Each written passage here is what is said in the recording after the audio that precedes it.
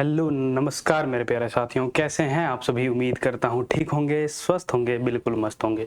दोस्तों, आज के इस वीडियो में जो हम लोग बात करने वाले हैं, यकीन मानिए बहुत ही इम्पोर्टेंट टॉपिक्स के बारे में हम लोग चर्चा करेंगे, जो कि ये डिसाइड करेगा कि आपको इंग्लिश कैसे समझना और सीखना है।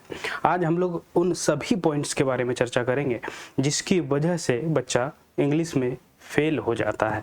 ठीक है, तो हम लोग एक एक करके सारे पॉइंट्स के बारे में चर्चा करेंगे जिनसे हमें लाभ ये प्राप्त होगा कि हम इंग्लिश को अपना बेहतर कैसे बना सकेंगे। ठीक है, चाहे वो आप सीजीएल का पेपर दे रहे हो, सीपीओ का दे रहे हो, एमटीएस का दे रहे हो, चाहे किसी भी स्टेट का एग्जाम दे रहे हो जिसमें इंग्लिश पूछी जाती है।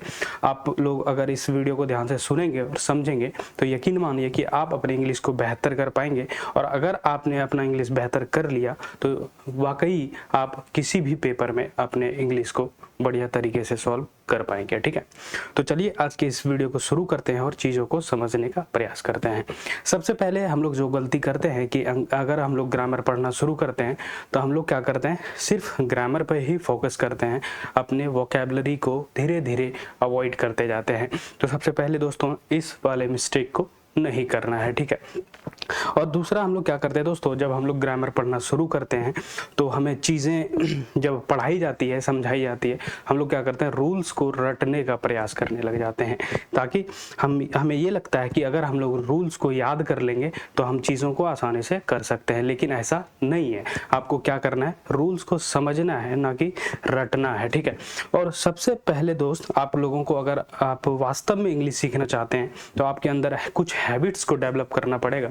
जैसे आपको रीडिंग का जो है एक्सपीरियंस लाना पड़ेगा आपके अंदर, कि आप लोग 1 मिनट में, 1 घंटे में, 10-15 मिनट में, जो भी टाइम सेट करना हो कि इतने मिनट के अंदर आप कितना चीज़ों को पढ़ पाते हैं और पढ़ने के बाद कितना एज्यूम कर पाते हैं। ठीक है, इस पॉइंट पे बात करना पड़ेगा, इस पॉइंट को आप लोगों को देखना पड़ेगा। ठीक है, और दूसरा दोस्तों, जब हम लोग इंग्लिश पढ़ना शुरू करते हैं, ग्रामर में कुछ रूल्स को समझ जाते हैं, तो हमें क्या लगता है कि हम इंग्लिश बहुत ही बेहतर बोल पाते हैं, बोल सकते हैं। तो उसमें क्या करते हैं, हम लोग ग्रामर वाले पोर्शन को और वोकैब वाले पोर्शन को अवॉइड करके स्पोकन पे जोर देने लगते हैं। तो स्पोकन करना है, ठीक है, सीखना है, आपको समझना है, चाहे मिरर के सामने खड़ा होकर बात करें या दोस्तों से बात करें, जैसे भी करना है, लेकिन पूरा उसके पीछे ही नहीं पढ़ना है। ठीक है, ठीक है, ये पॉइंट।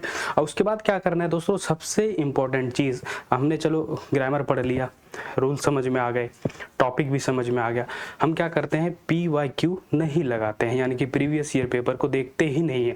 तो ये गलती आपको नहीं करनी है, आपको प्रीवियस ईयर पेपर लगाना ही लगाना है। ठीक है, और दूसरा हम लोग क्या करते हैं कि हम लोग मॉक टेस्ट देने से डरते हैं कहीं ना कहीं। चाहे आप 10 में से 2 क्वेश्चन ही सही कर रहे हो, लेकिन आपको मॉक टेस्ट डेली देना है, डेली प्रैक्टिस करना है। ठीक है, मान के चलिए 10 क्वेश्चन हमने पढ़ा, 10 क्वेश्चन लगाया हमने। ठीक, 10 में से 2 सही हुए, 8 गलत हो गए, कोई दिक्कत नहीं है। लेकिन जब आप इसका आंसर देखेंगे या तो आप इसका एक्सप्लेनेशन देखेंगे तो 10 के 10 क्वेश्चन को बहुत ही बेहतरीन तरीके से एक एक करके चीज़ों को समझना है। ठीक है, 2 क्वेश्चन सही हुआ, कोई बात नहीं, 8 गलत हो गए, 8 क्वेश्चन को पूरा बेहतरीन तरीके से उनका एक्सप्लेनेशन देखना है और चीज़ों को समझना है। ठीक है, मॉक टेस्ट लगाना है। और सबसे बड़ी चीज़ दोस्तों, एक पेपर में क्वेश्चन को आपको सॉल्व करने के लिए 35 सेकंड दिया जाता है, तो टाइम मैनेजमेंट आपका होना बहुत ही जरूरी है। ठीक है, टाइम मैनेजमेंट होना बहुत ही जरूरी है। तो इन सभी चीज़ों का आप ध्यान रख के अपने इंग्लिश को बेहतर कर सकते हैं। और हाँ, जब आप पढ़ रहे हो, अपने ग्रामर को पढ़ रहे हो, समझ रहे हो चीज़ों को, तो आपके द्वारा खुद से बनाई गई नोट्स आपके पास होने चाहिए। ठीक है, ये लग रहा हो कि वीडियो देख रहे हैं, कोई दिक्कत नहीं, वीडियो देख लिया, बंद कर दिया, कहानी खत्म, नहीं, उसका प्रॉपर नोट्स बनाना है आपको। ठीक है, ये हो गया। और सिर्फ रूल रट के और चीज़ों को नहीं करना है, बल्कि क्या करना है, रूल सीख के, समझ के उसको अप्लाई भी करना है। ठीक है, तो इस तरीके से हम लोग क्या कर सकते हैं। और जब आप रीडिंग वाले पोर्शन पे देखेंगे तो चाहे न्यूज़पेपर हो, कोई नोवेल हो, या नॉर्मल रीडिंग कर रहे हो, रीडिंग करनी है आपको अगर आप इंग्लिश सीखना चाहते हैं तो दोस्तों मैं उम्मीद करूंगा कि आप लोगों को ये सारी चीज़ें समझ में आई होंगी और इस वीडियो के माध्यम से आपके अंदर कुछ ना कुछ डेवलपमेंट होगा, ऐसा मैं उम्मीद करता हूं। अगर आप लोगों को वीडियो अच्छी लगी तो वीडियो को लाइक जरूर करें, अपने दोस्तों के साथ शेयर जरूर कर दें। Thank you so much.